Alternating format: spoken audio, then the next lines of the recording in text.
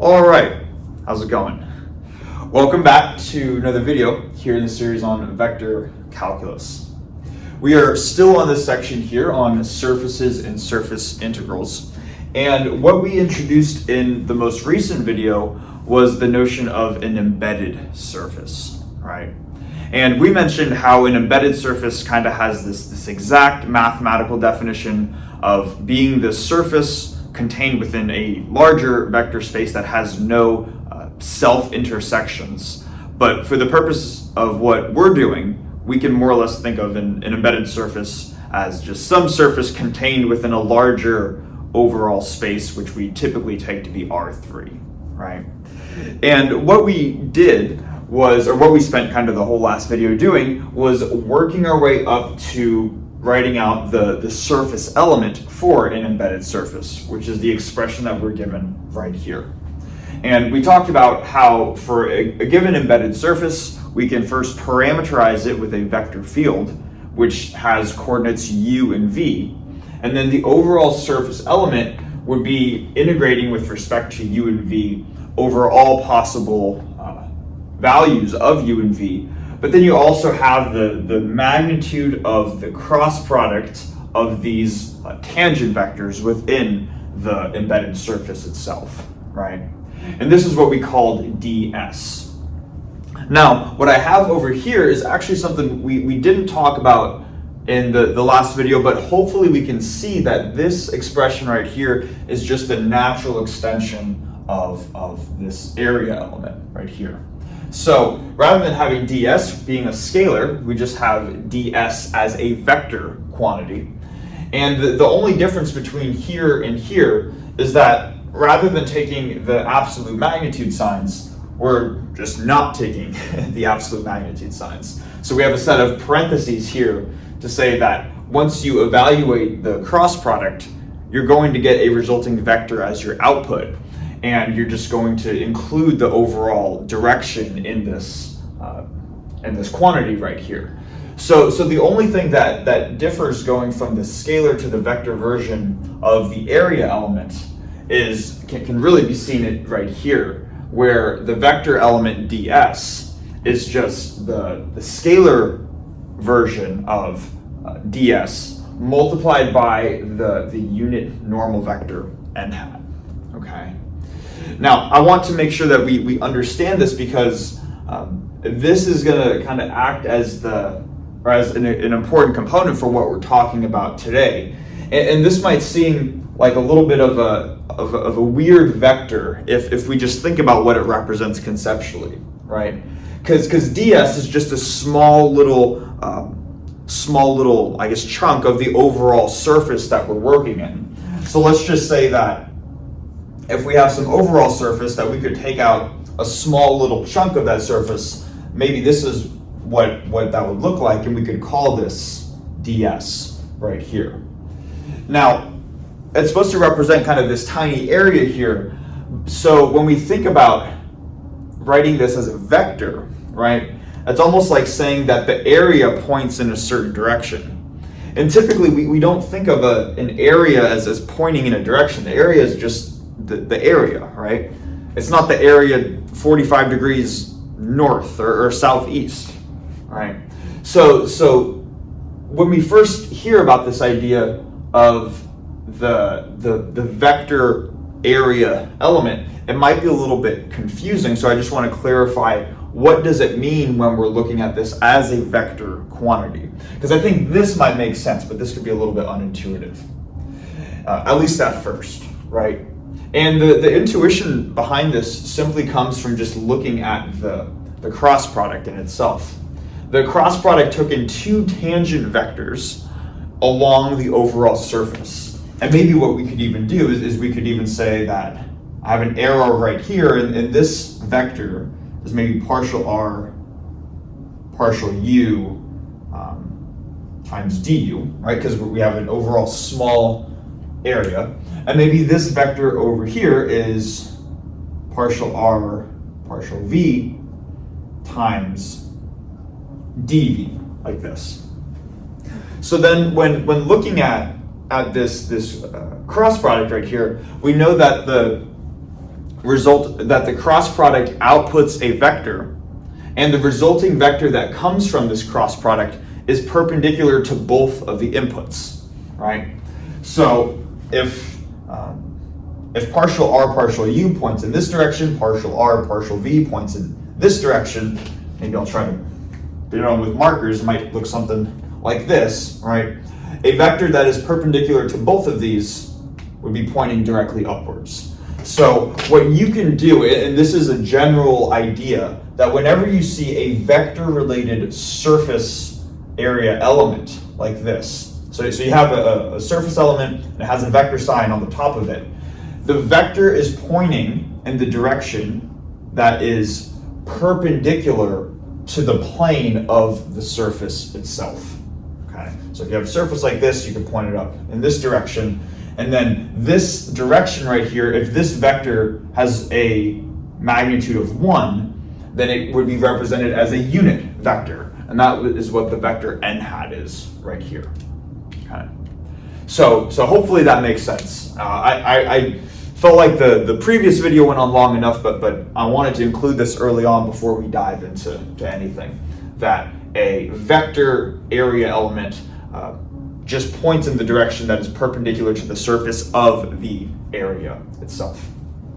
Okay, so hopefully that makes sense.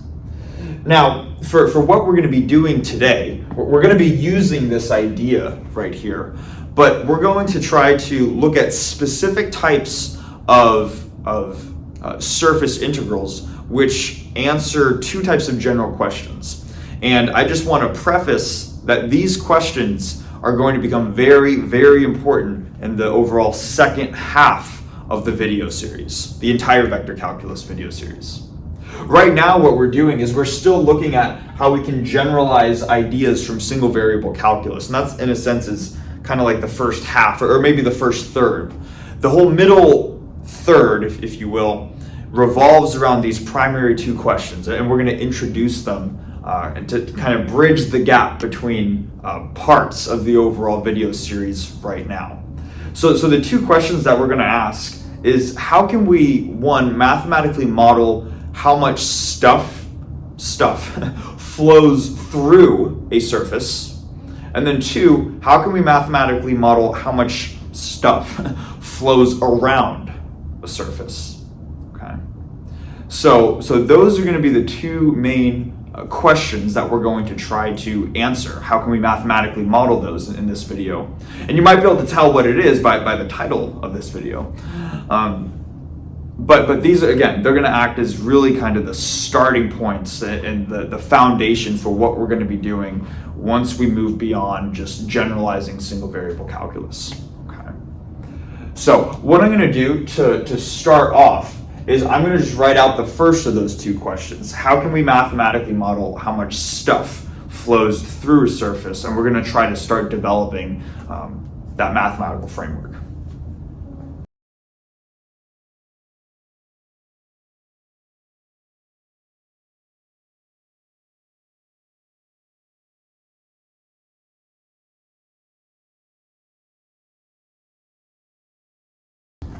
Okay, so we have this sort of diagram here, as well as a question that's on the board, and there's a lot of stuff going on in here, right? But the visual picture here is intended to help us understand or help us come to a conclusion for this question right here. It's coming to an answer for how much stuff flows through a given surface S. Okay. Now, kind of the immediate question is, well, what are all these arrows on the board, right? And these arrows right here are supposed to represent a vector field F.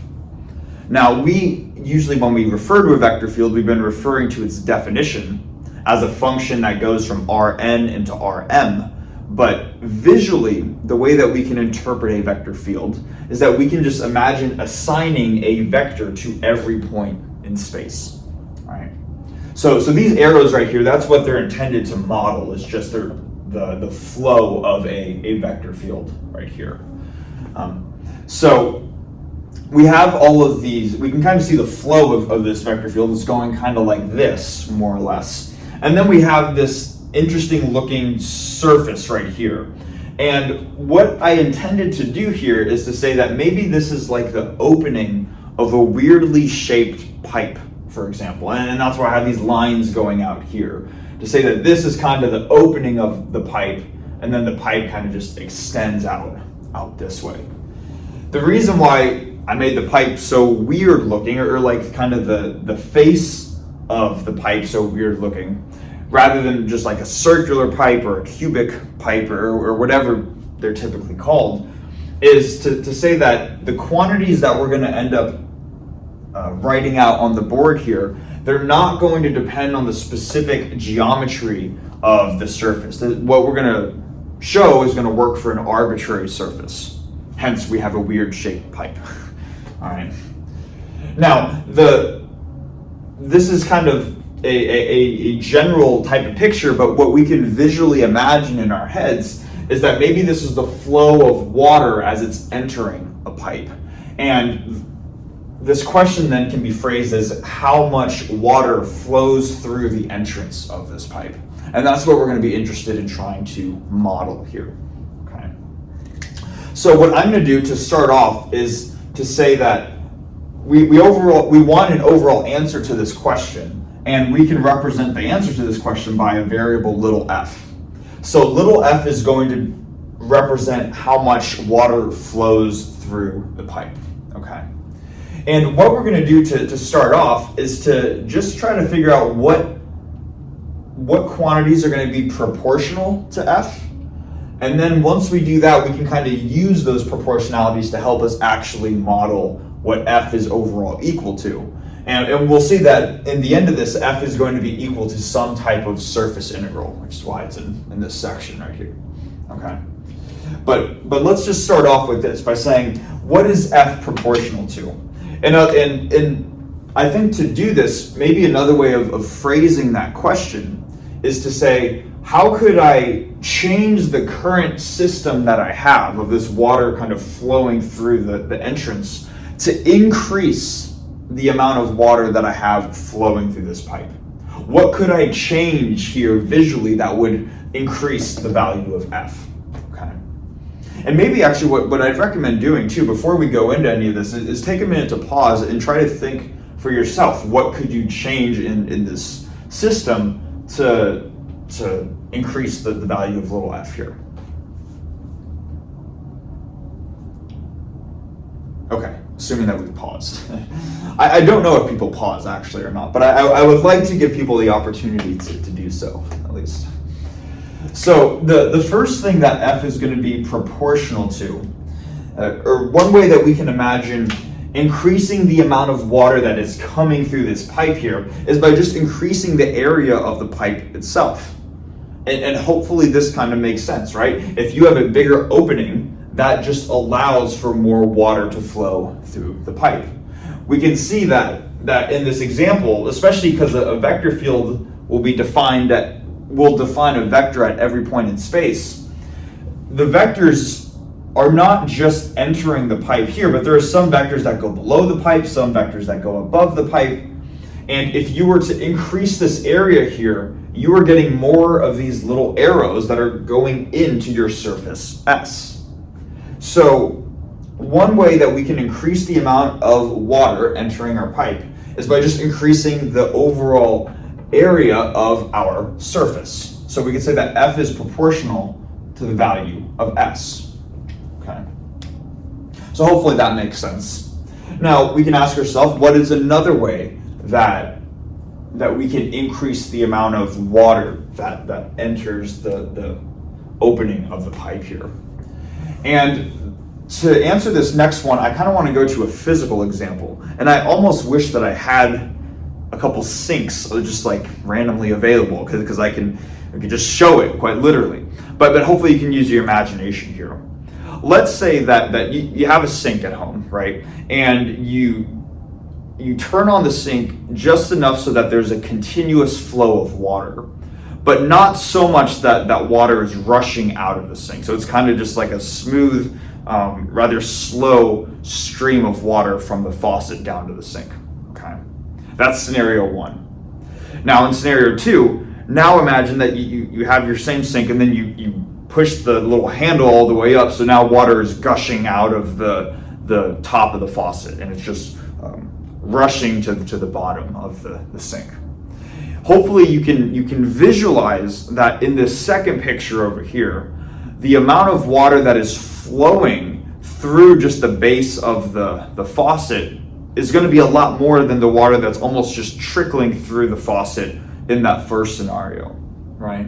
So we want, in our question, how much stuff flows through a surface S, we want to be able to quantify that. We want to be able to incorporate that idea in our overall expression for F. So not only is F going to be proportional to the area of this opening right here, but it's also going to depend on kind of the intensity of the flow in itself. And the way that the intensity, how much water is rushing out or rushing into a surface, I guess in this case, is that itself is going to be modeled by the vector field.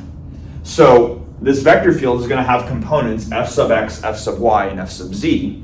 And if the numerical values for those components are just larger, that gets represented with larger arrows, longer vectors that I'd be drawing out here. And as though those arrows enter through the surface right here, that would correspond to a more intense flow of water.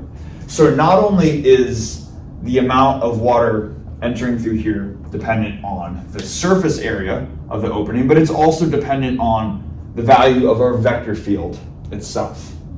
Okay. So hopefully that makes sense. That's going to be proportional to both of the two quantities that we have right here. Now the next thing is to say, okay, sure, so it's proportional to both of these, meaning F gets bigger as both of these quantities increase. So how can we now use this to find the total amount of stuff that is flowing through a surface here? And maybe I'd even recommend pausing the video again once we have this part down to try to come up with an expression for lowercase f. Okay, I'm going to assume that we've paused again. So maybe a first guess here is to say, and this might be a sensible first guess, is to say that f is just going to be the integral over the surface of the vector field f ds, like this, right?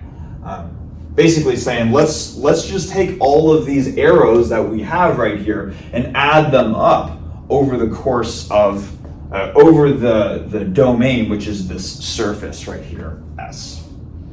So this might be a first attempt at obtaining lowercase f here, but just by looking at this quantity, we can see that there's something mathematically not quite correct here. Because on the left-hand side, we have a scalar quantity, lowercase f. And on the right-hand side, we have an integral of a vector field. And again, if we were to write this, maybe I'll put a question mark here too to say, is f equal to this? But this vector valued integral, at least in R3, would be integral over s, f of x, I should say f of x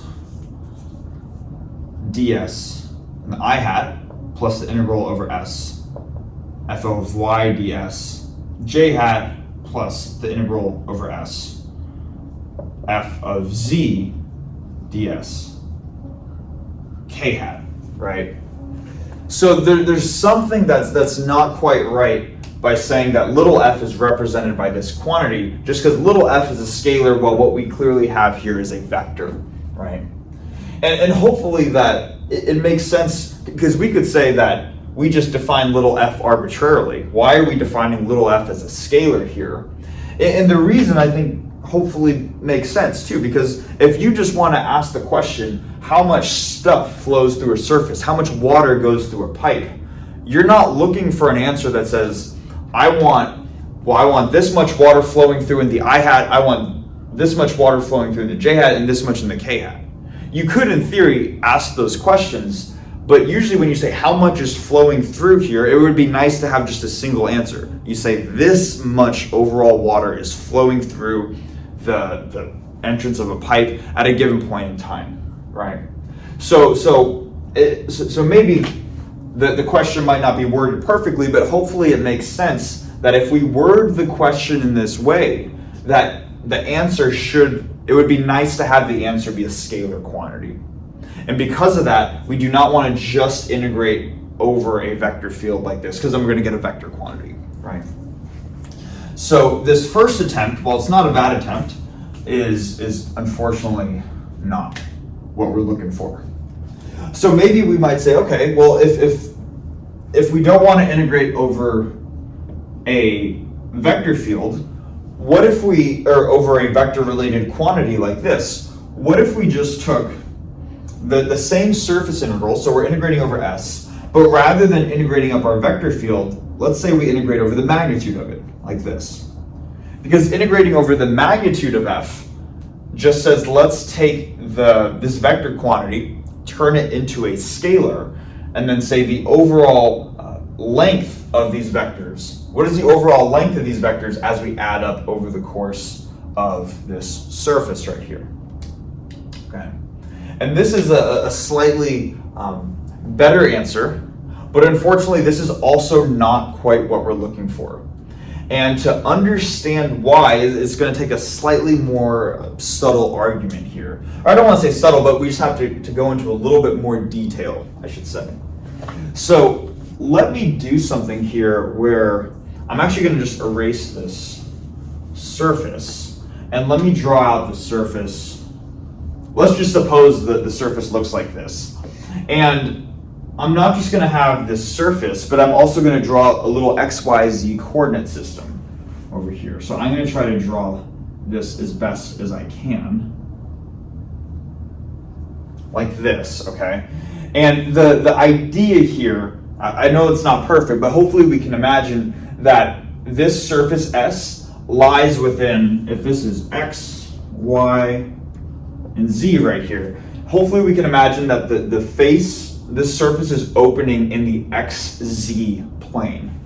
So in other words, the X and Z directions are tangent along this surface, and Y is perpendicular to this surface, okay? Realize it's not perfect, but hopefully we can imagine it's at an angle such that it looks like that. Maybe let me even make it, let's try and make this a little better. Let's try to, okay. I realize that looks a little bit more like a circle, but hopefully you get the idea, is what I'm saying, okay? So the reason why I'm drawing this out and why I'm trying to emphasize this here is that if we were to look at the components of F, again, its components are F sub X, F sub Y, and F sub Z. F sub X points along the I hat direction, so whatever, for any of these given arrows right here, the component, the F sub X component would point along this direction, the F sub Y component would point along this direction, and then the F sub Z component would point in the upwards direction, right? And what I want to emphasize here is that if we were to look at either the X component or the Z component, and just an individual component, not the three components as a whole, but just one of them. If we were to imagine what is F of X doing as it's going across the surface? Well, by definition, it's tangent to the surface, right? If this surface here lives in the XZ plane, like if this is the XZ plane right here, as we move across X, we're kind of moving across the surface, but we're not actually going through the surface, okay? Hopefully that makes sense. The same thing can be mentioned in the F sub Z component, right? Where because this surface here lives in the XZ plane, that just moving along the Z-axis is just moving kind of along the surface, but you're not actually penetrating through the surface. The only vector here or the only vector component, I should say, that is actually going through the surface is the f sub y component right here. And the reason why f sub y is going through here is because the y direction, if this lives in the xz plane, it lives in this plane right here, the y direction is perpendicular to the area of the surface. And now we might be able to start seeing why we cared about that vector surface element in the previous whiteboard. Okay? So what I'm trying to say, now we're going to summarize all that, assuming those individual arguments made sense, is that when we care about how much stuff flows through a surface, not just flows along a surface, but actually goes through the surface, what we care about are the components of your overall vector that are normal to the area of the surface. Okay? And I should mention too that any surface can be broken into a couple of components. Let's do this. Let's just put a surface at an angle here. Any surface can be broken into components where, let's say that maybe, I don't know, these are two vectors in the plane of the surface. You can always define two, for a given surface at any angle, you can always define two vectors in the plane of your surface like this, and then there would be one direction that is perpendicular, that is kind of pointing out of the surface, like this here, okay? So that, and it is this component, the component that is perpendicular to the area of the surface that we actually care about, okay? So what that means then for this integral, because this is what we're interested in here, is that when we look at f, we do want to integrate over the entire surface. We do want to integrate over this weirdly shaped pipe here, right? But we want the component of f that is normal or perpendicular or orthogonal to the surface area right here. So what we want to do is we want to look at the component of f in the direction of the unit normal vector, ds, like this. And this might look a little bit familiar from the previous whiteboard. This is the same thing here as the surface integral of f dot ds, where ds is the vector area element. It turns out that this is the common notation that we're going to end up seeing in a lot of these problems. But what it corresponds to is you're taking a dot product between f and the vector that's normal to the area of the surface. Okay. And so what we're doing here in this expression is we're taking all of these arrows and we're taking just the components that go through the surface, the f dot n hat components, the component of f in the direction perpendicular to the surface. We're taking just those components of each of those arrows and adding those components up through the surface. And now notice here too that because we have a dot product, first the dot product just, that kind of fixes the direction that we're looking in, right? We're looking at the component of f in the direction of n hat. But this is also a scalar quantity now too, right? So we're gonna have a scalar quantity on the right-hand side and a scalar quantity on the left-hand side. So I should even box this. This is how we can mathematically model how much stuff, being some vector field, flows through a surface. And this has a given name. And you might be able to tell by the title of the video and by the naming convention I've used. This is denoted as the flux of a vector field. Okay. So hopefully that makes sense, and hopefully kind of like the gradual buildup, eventually getting to this expression makes sense. We could have, of course, just written, oh, the flux is this specific surface integral right here over some vector field. But I wanted us to understand the intuition behind it as well, because I think in this just the math topic of vector calculus, really getting an intuition for what's going on makes the topic so much easier than if you're just blindly following formulas. Okay. So this is kind of the first of two quantities that we're going to be introducing. The flux of a vector field is just the normal component of that vector field integrated over whatever your surface is. Okay. So now what I'm going to do next is I'm going to erase a lot of what we have on the board, and I'm just going to modify the question slightly so we start to tackle the second question that we talked about at the beginning of the video.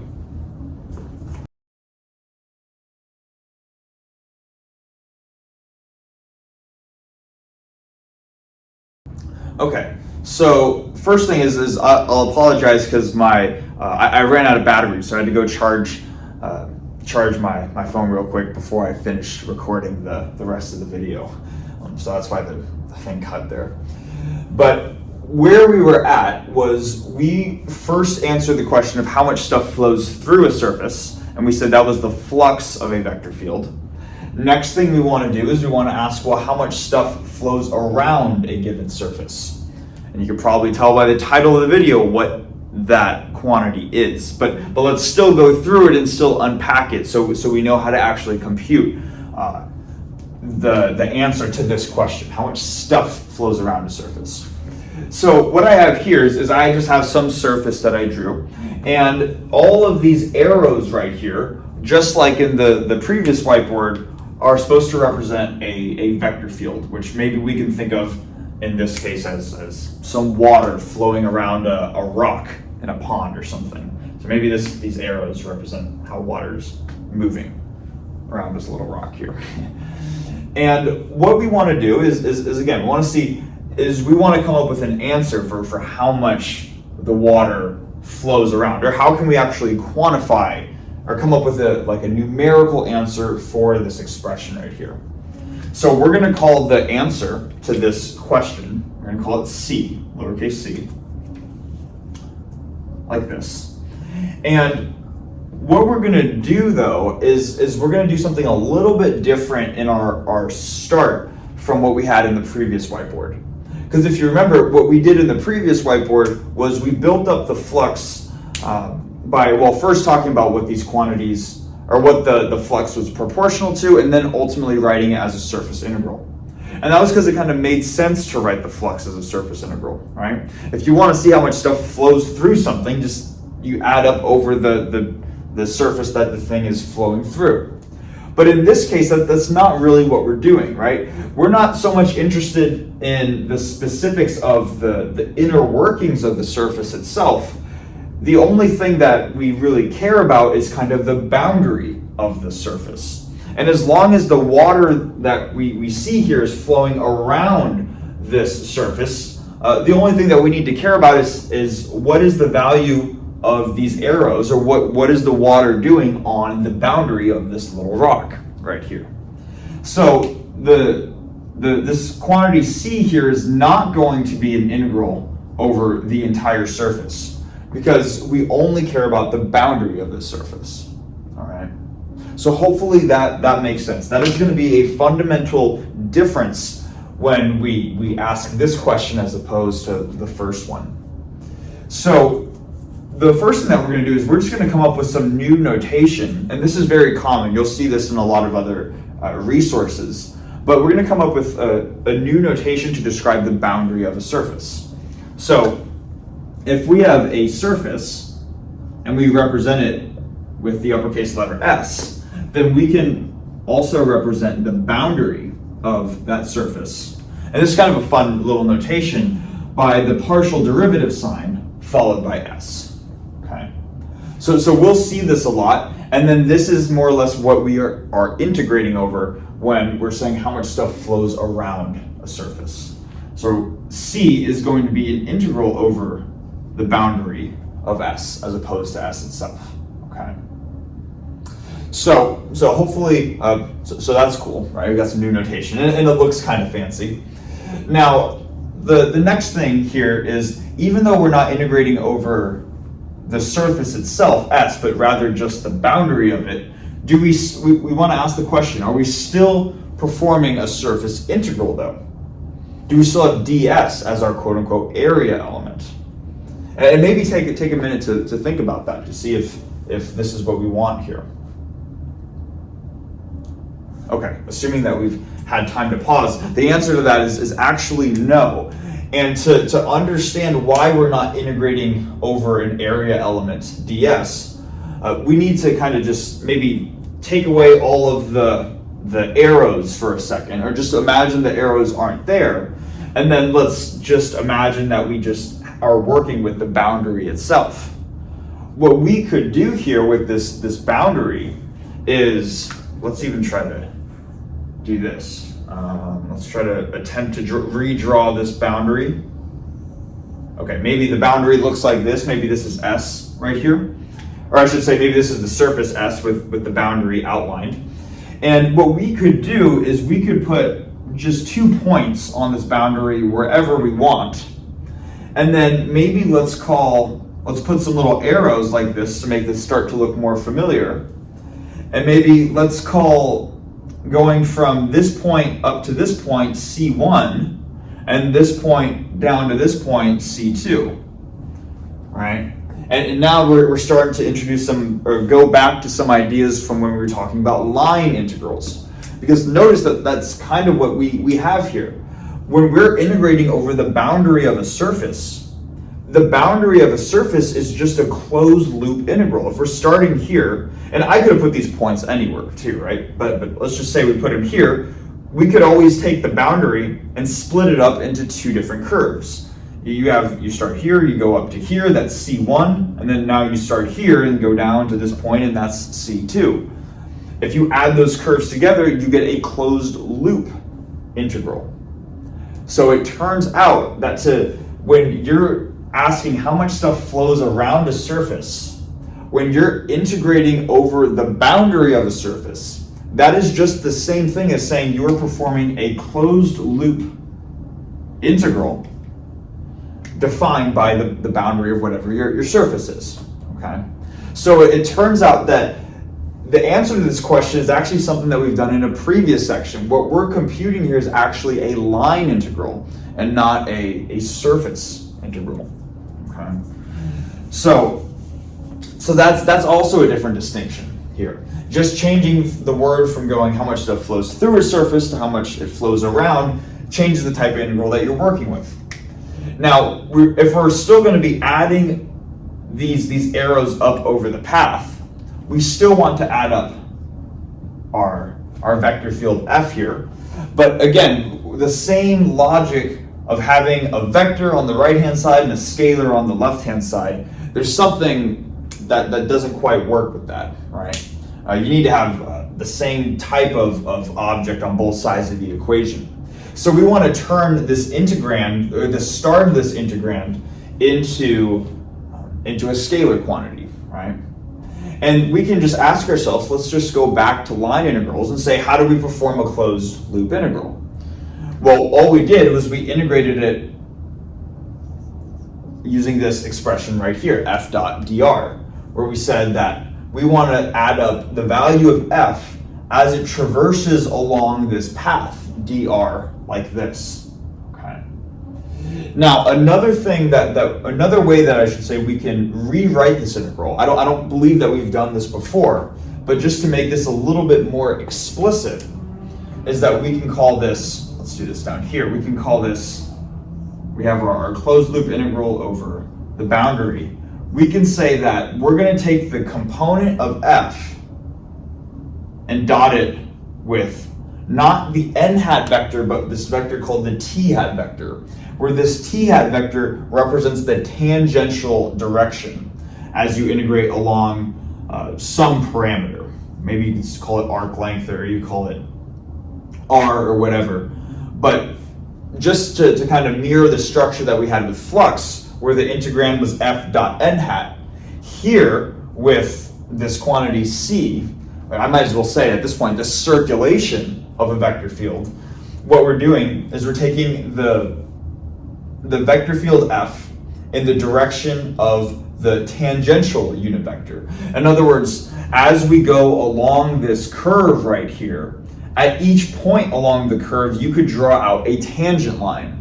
And it is only that component that really kind of circulates around this overall surface here. And because of that, that is the only component of f that we're actually interested in.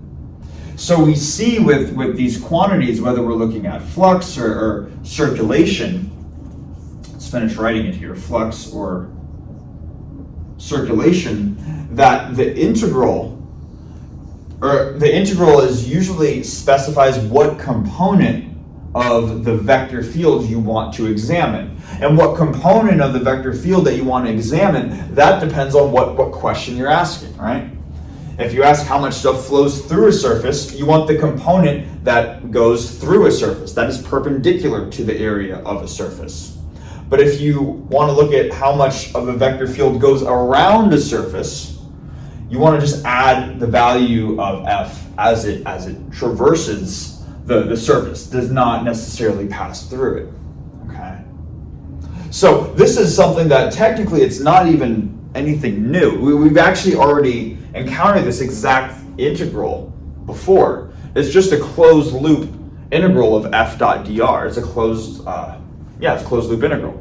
We've just never called it this because I wanted to introduce circulation at the same time that I introduced flux. And even though that might not be clear right now of why are we introducing flux and circulation at the same time, we'll see in a couple videos why that will be very relevant. Okay. So anyways, all of that being said, we have now introduced what flux is and what question it answers, and now we've introduced what circulation is and what that answers as well.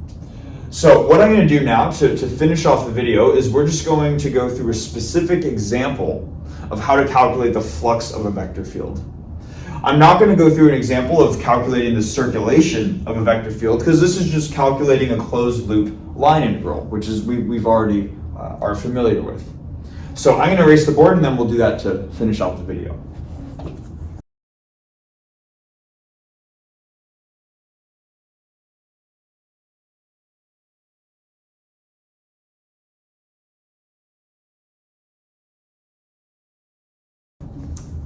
All right, so now to finish off the video, we're going to go through this example where we want to find the flux of some vector field represented by negative x I hat plus 0 j hat plus z k hat over this surface right here.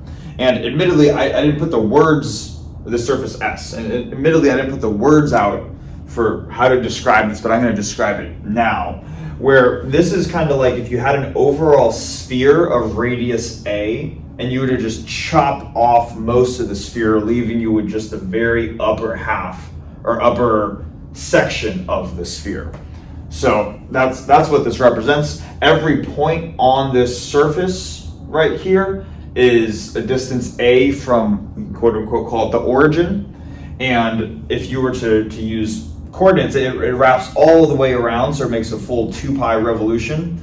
But this angle, the 0 to pi angle, only goes from 0 out to some new angle alpha, which seems to be significantly less than 90 degrees, less than pi over 2. Okay. So that's the surface that we're working with, and we want to compute the flux of this vector field right here. So how do we do that? Well, first thing that we know is that if we wanted to compute the flux, we need to perform an integral by looking at the component of our vector field that passes through our given surface S, and we want to add up the component of F over the course of this entire capped surface right here. So this is the integral that we're going to compute, and now it's just a matter of finding the components, right? And what I'm going to say before we dive into this is I'm just going to show the setup for the integral. In other words, how to calculate f dot n hat as well as how to calculate ds. And once we do that, then it's just a matter of solving a standard integral, which we're already familiar with doing. And the new part of this problem here is in the setup itself. So that's really the part that I want to focus in on. So there are two things that we need to set up. The first is the integrand, which is f dot n hat. And then we also need to set up our area element, ds here.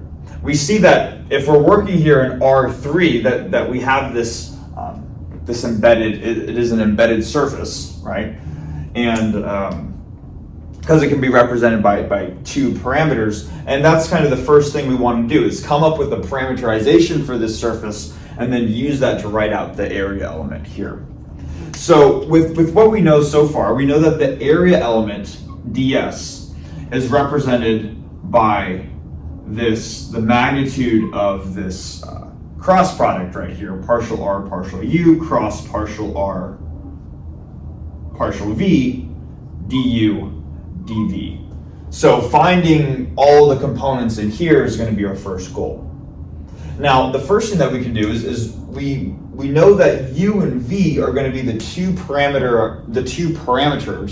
that we can use to parameterize. I think that's right.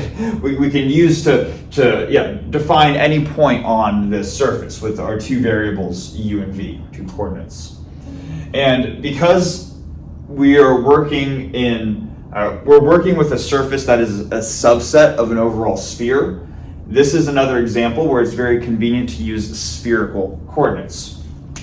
So in spherical coordinates, so let's just write this out. In spherical coordinates, that is a coordinate system in R3 where you have three different variables, r, theta, and phi, but we only want to use two different variables here.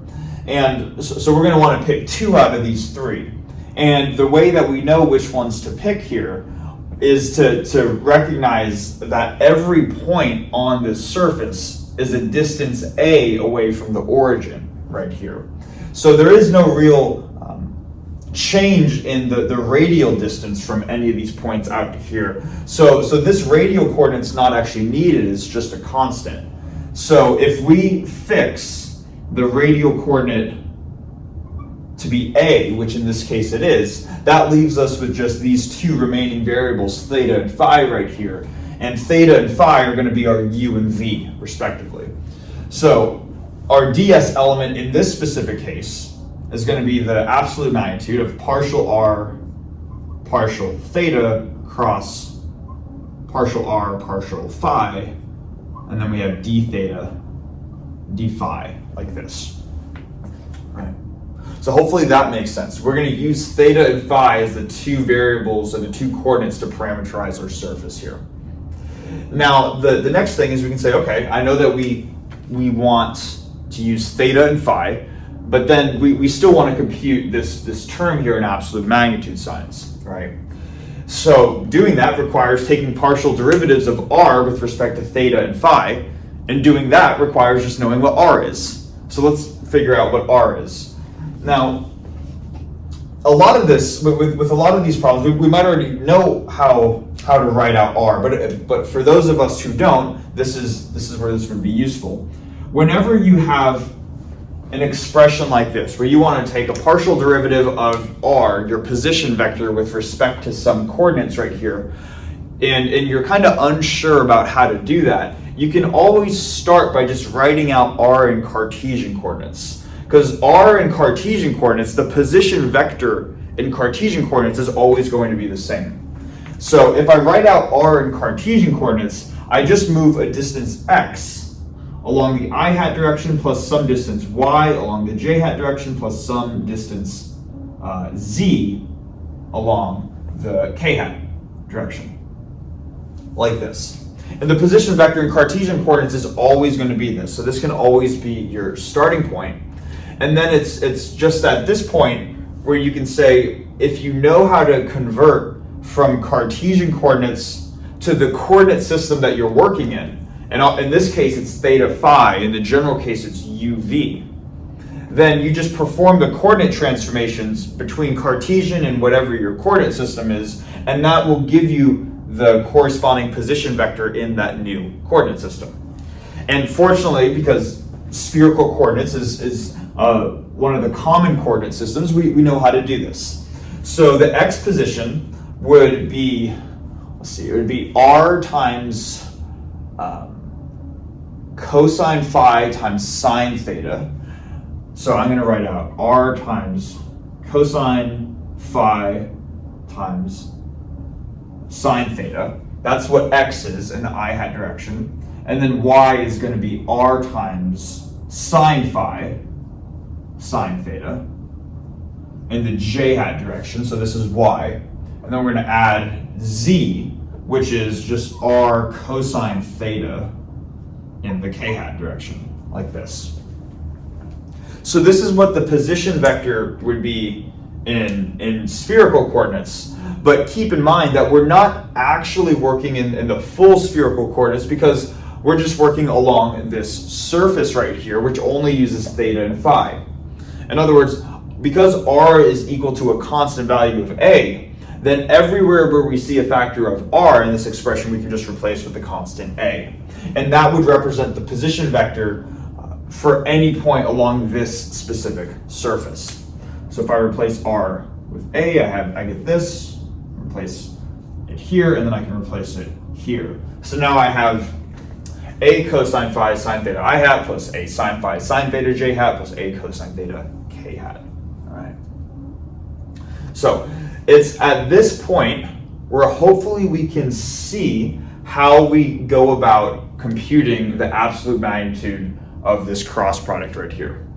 Doing this would first involve differentiating, so this is r, just in the coordinate systems. This is our, actually because we've seen r of uv, right, in the most recent video.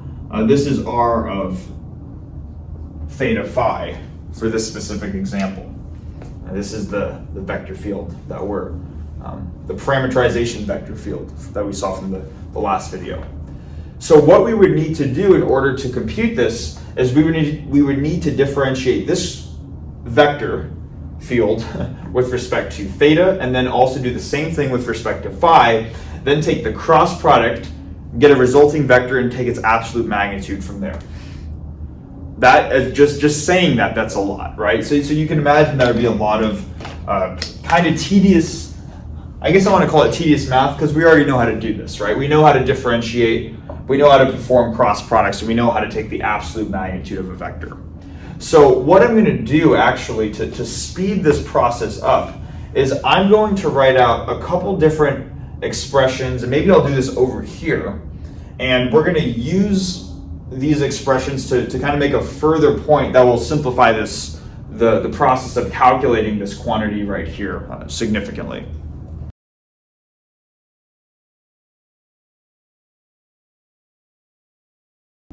All right, so what I just wrote out here was two different ways that we've been expressing surface integrals so far. And the start of this, the top line, was when we were just kind of starting off with surface integrals, where we were looking at integrating over subsets of R2. And if we were integrating some scalar function lowercase f, then there's this factor of the determinant of the Jacobian, and we were integrating over u and v. Then all of a sudden with these embedded surfaces, then now the way that we would integrate over that embedded surface is we would still have our same scalar function f, but rather than the determinant of the Jacobian, we now have the absolute magnitude of this cross product right here with respect to u and v. And initially, it might seem as if these are just two completely different things. Like you do this if you have a subset of R2, and you have this if you have an embedded surface. But let's just keep in mind what these physical pictures are that we have here. An embedded surface, again, we can just think about as some surface. Let's just imagine some 2D surface in R3, right? Now, an embedded surface we're thinking as pretty much any 2D surface within R3, but a subset of R2 would be like if we were looking at some surface within R3 that just so happened to be a subset of the XY plane. So within, if I were to try to just quickly draw this here, if we had a cube that represented all of R3, and maybe this sort of dashed line that I drew right here, maybe this was the XY plane, then this top case of a subset of R2 right here is just a specific instance where our surface lies within a subset of the XY plane. In other words, this was kind of just like a simplified case, and this is a more general instance for any surface integral. So this expression here is actually more widely applicable relative to this one. But what that also tells us, though, is that in the specific case where our surface is in fact a subset of R2 or whatever it may be, that we should be able to take this this expression right here, the absolute magnitude of this cross product, and be able to reproduce the determinant of the Jacobian.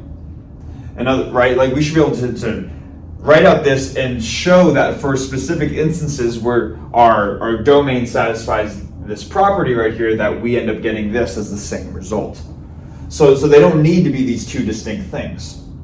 Now, the reason that I'm mentioning this is because we went over specific determinants of Jacobian matrices in 3 dimensions. We went over the case for cylindrical coordinates, and we went over the case for spherical coordinates as well. We said that in cylindrical coordinates, this expression would be r times dr d phi dz, right? And then in spherical coordinates, we would have r squared sine of theta dr d theta d phi. This, and I want to highlight this bottom one here because this is the one in spherical coordinates, which is kind of what applies to this problem, right? We said that this factor of r squared sine theta was what the determinant of the Jacobian would equal if we were working in 3 dimensions. So if we're integrating over r, theta, and phi.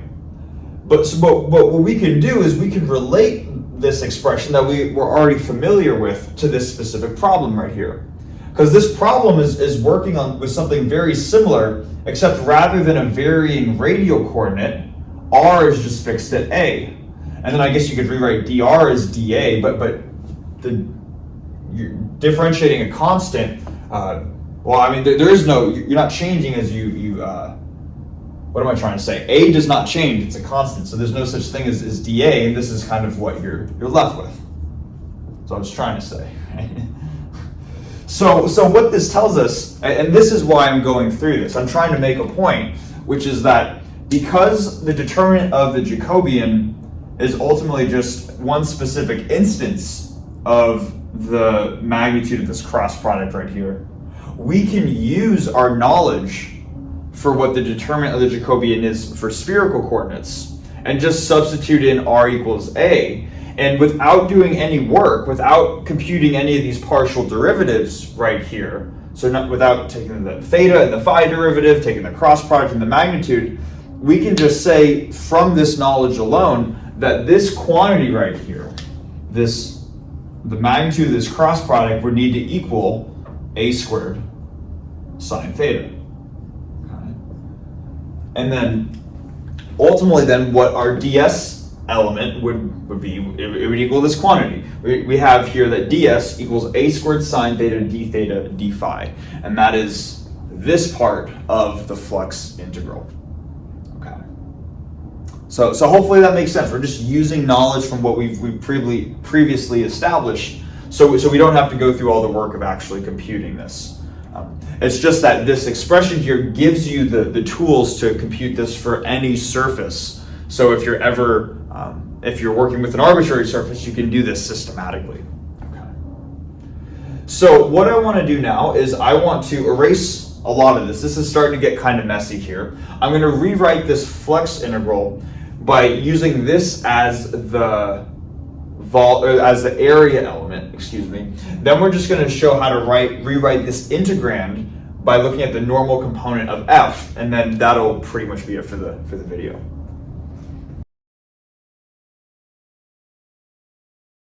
Okay, so now to kind of finish this off before we get to the part that is more or less just doing calculus, we now want to compute the integrand of f dot n hat. And we're already provided with an expression for f, which is given in our vector field, which is given in Cartesian coordinates. So now we just want to find the corresponding normal vector and also have that in terms of I hat, j hat, and k hat. So that way we can perform the dot product, right? So when trying to find the value of n hat, what you have to do in the general case is look at the surface that you're working with. And just ask what vector is going to be perpendicular to a given point on the surface. So what I can do here is I can just start to draw out a couple of normal vectors, maybe at the very top of this little slice of a sphere. this should be ideally perfectly flat here at the top, right? So the vector that's perpendicular would be pointing straight up, and it would look like that. But we could draw more than just that single vector. Maybe the normal vector at this point is slightly angled. It might look something like this, and then this vector would look something like this, and then we could also go out along this direction, right? Where we're just trying to draw a vector that is perpendicular or normal to our given surface. And we could ask ourselves, what is kind of the overall structure of these vectors right here? And hopefully it makes sense that if this is kind of the origin, right? Like this would be where the theoretical center of the sphere was if we had a whole sphere. If this is the origin, then what are all these vectors doing? Well, they're all pointing radially outwards. So what that tells us then is that this vector n hat right here is just is more or less the r hat vector. It is the radially outwards pointing vector. So here's what we can do. We can write n hat as a version of, or we could write n hat as r hat. Let me say this. Okay, we could write n hat as r hat. It is the unit vector pointing radially outwards. But the issue with writing n hat as r hat right here is because the expression we're given for f is given in terms of I hat, j hat, and k hat. It's given in terms of Cartesian coordinates. It is accurate to say that the normal vector is the one pointing radially outwards, but we want to be able to re-express this radial vector in terms of Cartesian coordinates so we can take the dot product, right? So what we would do is we would first define, this is just like decomposing the normal vector for any vector. What we would do is we would just write out, if we wanted to find the unit vector, I should say, we'd write out the overall vector divided by its magnitude, right? And the overall position vector, we have an expression for that in Cartesian coordinates. It's always just going to be x I hat plus y j hat plus z k hat, like this, right? So that's how we'd find the numerator, and then the denominator is just what is the magnitude of the radial vector. Now again, this is something where we want to just look back at the surface that we're looking at. If the given position vector goes from here to anywhere on the surface, what is the magnitude of that vector? Well, we've specified that because we're working on the top little sliver of a sphere, all of these points on the surface are a distance a away from the origin. So no matter what our position vector is, we know that the corresponding length of that vector, its distance from the origin, is always going to be a. Okay. So that's kind of how we can find that denominator right there. We say, okay, cool. So now we have an expression for our normal vector written in terms of the I hat, j hat, k hat, the standard Cartesian basis vectors. So now let's just go about performing the dot product. So if this is f, this is n, then f dotted with n would be taking the x components, or the I hat components, multiplying them together. So that would be negative x squared over a. And then we would have plus the j hat components, so plus y over a times 0. All right. And then for the k hat components, we're going to have z times z over a, so plus z squared over a. Or if we were to just simplify this, because this goes away, right? This is just z squared minus x squared over a. So this is what our integrand would be. But there's one more thing that we're going to want to do here, which is that this integrand right now is currently written in terms of x and z. And it would be written in terms of y if this didn't go to 0. But it's written in terms of Cartesian coordinates, whereas the actual integral, what we have here, is not written in terms of x and z, but rather theta and phi. So we want to just transform x and z in terms of how they're expressed in terms of theta and phi, right? And this is where we just use that same coordinate transformation that we did earlier. We know that z is r times cosine theta, but at a set radius a, it would be a cosine theta.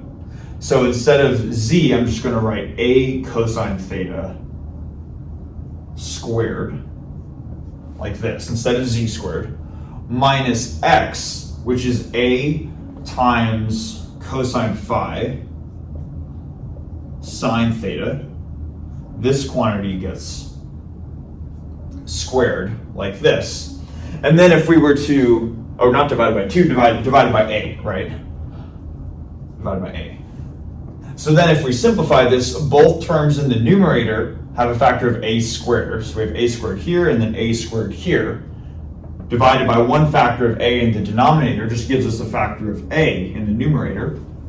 And then let's just simplify this. So we have, in this first term, we have cosine squared. So this is going to be cosine squared theta minus, I guess, the product of these two things squared, right? So minus cosine squared phi sine squared theta, like this. Okay. Hopefully it makes sense how we're able to get the integrand for this integral written in terms of our integration variables, in terms of theta and phi. So then it's at this point where we can rewrite this one more time, but we're just going to substitute this thing in brackets in for here. And it's just, at that point, a matter of doing the integrals, right? Now, what I'm going to do as one more thing that we're going to need to do is we're going to need to specify the integration bounds. Right now, these look like indefinite integrals, but we're not just going over any arbitrary theta and phi. Theta and phi are going to be very specifically defined by the specifics of the surface, right? So let's start with the theta coordinate. That is the angle that goes from the vertical out to potentially pi radians in its full range.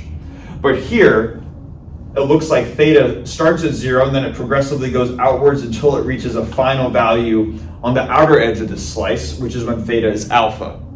So what that tells us then is that for this integral, when we integrate over theta, our lower bound is going to start at 0 and our upper bound is at alpha. So those would be our integration bounds for theta. And then the same thing we want to do the same thing with phi. Phi is the angle that rotates more or less in this xy plane, right? And because the surface of the sphere kind of gets rotated all around, we're not taking like a horizontal slice, or I should say we're not like kind of cutting this in any way, shape, or form. We're doing the full 2 pi revolutions. That tells us that the lower bound is 0 and the upper bound is 2 pi. Okay. So what we're doing is we're using our knowledge and using the properties of the surface to help us define these integration variables. So it's at this point where I'm just going to say that we're going to kind of just leave the answer more or less as this. If you have this integral where f dot n is represented by this expression, where a is a constant, you also have this expression here, then you would be able to perform the double integral and get your overall results. What I'll end up doing is I'll just write out the answer, so that way I'll leave it as an exercise for you to calculate this and see if you get the same thing. But ultimately, the flux of this vector field right here, f dot n ds over s, should be equal to, and I have it written down here, it should be equal to pi a cubed cosine alpha times sine squared of alpha. So if you perform that double integral, that is what you should end up getting. Okay. Now, just to quickly comment on some possible instances where you might mess up in computing this double integral. We want to keep in mind that our two integration variables are theta and phi, which means that once we integrate over those variables and evaluate them at the given boundary values right here, that they shouldn't show up in our final expression. So that's a good way of immediately checking if your answer is right or not. Notice here that there's no factor of theta or phi in the final solution, only an angle alpha. And the reason why alpha shows up is because that's one of the integration bounds itself. Okay. So hopefully that makes sense. This would be the process of first computing the area element as well as the integrand needed to find the flux of a given vector field. I'm going to call the video at that point, but hopefully this stuff makes sense. I'll say too that I think the best way to get comfortable with this, if it's not already a comfortable process, is to just go through the problem sets. They got a bunch of different good problems in the vector calculus problem sets that have you calculate the flux of a given vector field. So recommend doing that if you want more practice, or just to find some other problems online for calculating fluxes of a vector field. So yeah, that is all I have. So thanks for watching, and hopefully see you in the next one.